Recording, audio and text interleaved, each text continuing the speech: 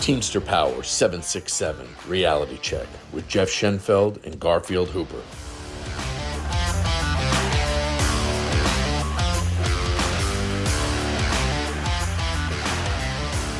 Hey Garfield, how we doing today? Man, Jeff, I tell you what, I'm tired. I know it. I know it. I'm feeling it, like the aches and pains, and Yeah, this week it's wasn't peak season. Yeah, this week wasn't nearly as bad for us as it was last week. But by Friday, people were getting off the clock early, and they were like, "Hey, well, you guys going to go code 5?" And they were like, "No, we're not going to code 5." Especially with y'all got PVDs and everything else going out. Like, no, exactly. That's not how this is going to work. No matter how tired. Yeah. No. But so, was there anything out of the ordinary that stuck out last week? Any issues that you might have had at your building? Not particularly. Just basic stuff. Yeah, just basic stuff. It's always something. Oh, I did say this. We had a couple of guys getting written up for not coding out their helper's lunch correctly, and I pointed out that they wrote them up under Article 54, but there's nothing in Article 54 that says anything about coding out anybody else's lunch. Nothing. Like, you're responsible for your own time card, but nobody else's. Yep. And I told the managers, I said, well, if they're going to be written up because their time cards are wrong, then they just won't use helpers anymore. Yeah. That's it. Hey, listen. Yeah, we're not responsible for that. That's the company's problem. That's not ours. Yeah, if they want to put it under 54, don't say anything. And when it comes up, it's like, yeah. Okay, yeah, I didn't know it was under Article 54. I'm still looking where it says you have to write down the helpers, when they're clocking out for lunch. I'm still looking. Yeah, I'm still looking. I'm not even looking, and I'm still looking. Yeah, for us, it was always don't change your start time, right? No matter what, don't change your start time. So we were starting at 10 o'clock Tuesday through Friday, right? Yeah. And they're like, "Oh, change your start time till this." I'm like, "No, I'm not changing my start time. You can change it. I'll make sure you do it right." But I'm not changing it in the board. They tried firing people. Like, are you kidding me? Yeah. Make up your mind. Yeah. Well, they want you to do it when it's convenient for them. Of course.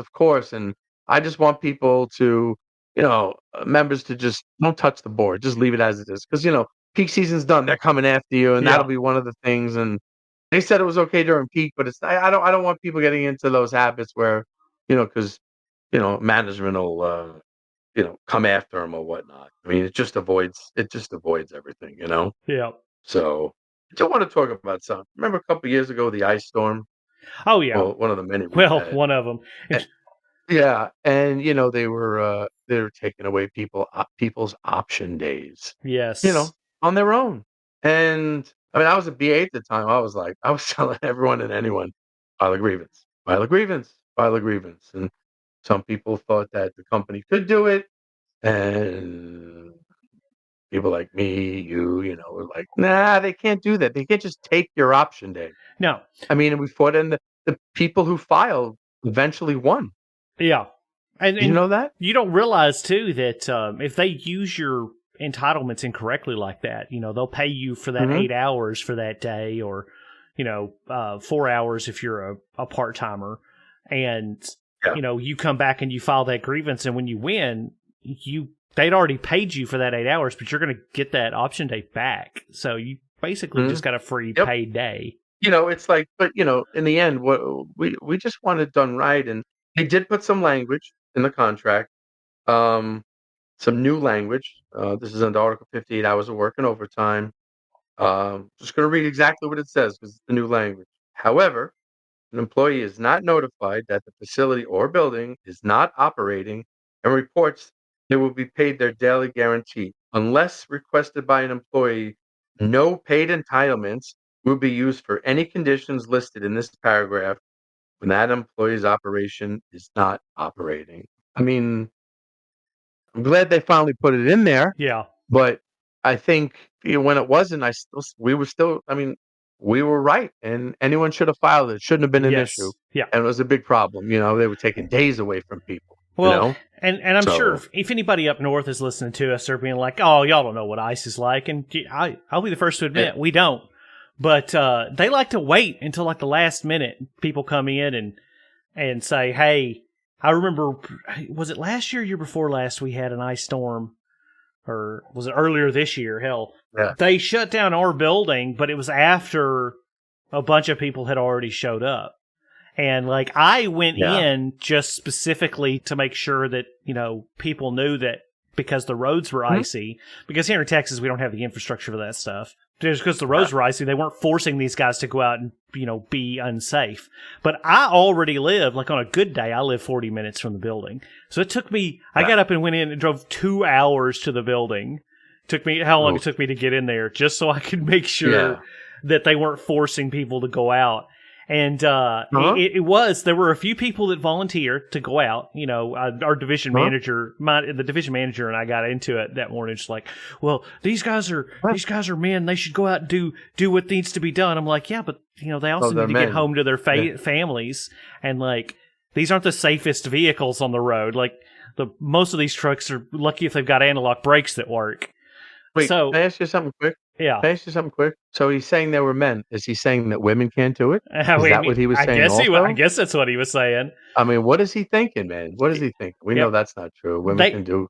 They sent out like 20 drivers out of like this 60 or 70 they put out, and then I think this was at like 10 o'clock, and then they told them all to come back at like noon.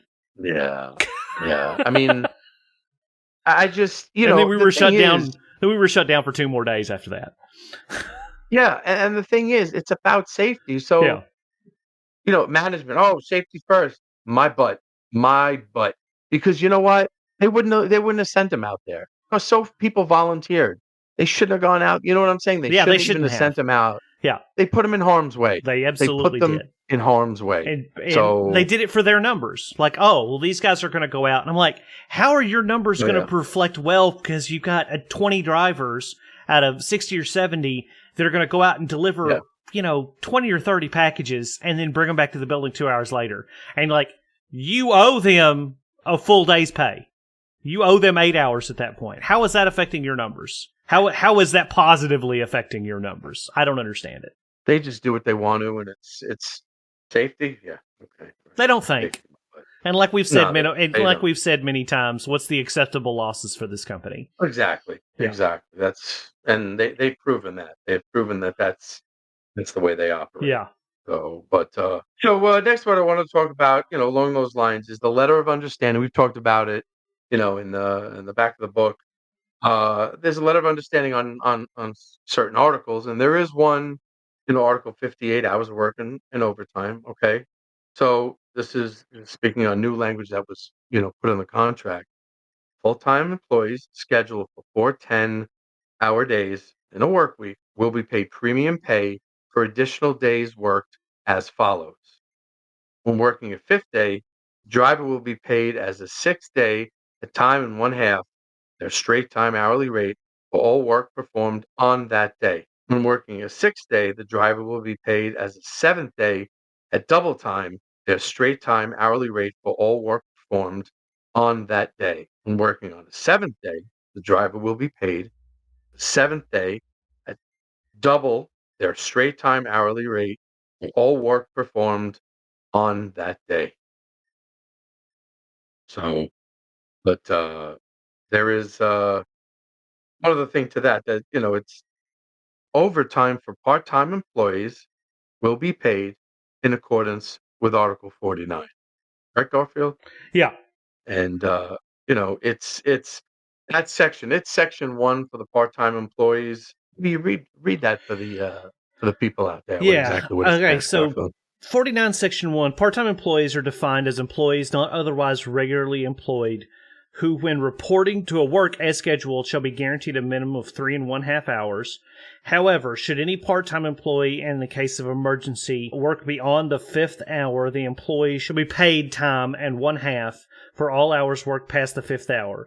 Part-time employees working in excess of 8 hours in a 24-hour period shall receive time and 1/2 for all hours worked over 8 hours at the rate of pay prevailing at the time overtime is worked. It's important. I think most of the part-timers know it's after the 5th hour for their overtime, and just it's and just to add one thing is after 6 hours you get a 10-minute break also. Yeah, 10-minute paid break. Yeah. Well, and it's break, also It's also a lot of people were confused with, especially with the part-timers that are also doing like SSD work now. You'll get your overtime over 8 hours, like in your combined work. So if you work 4 hours in the morning and then you go out and you work, 5 or 6 more hours as an SSD, you'll get overtime after you reach a total of 8 hours for the day. Yes, the total. Absolutely. So it's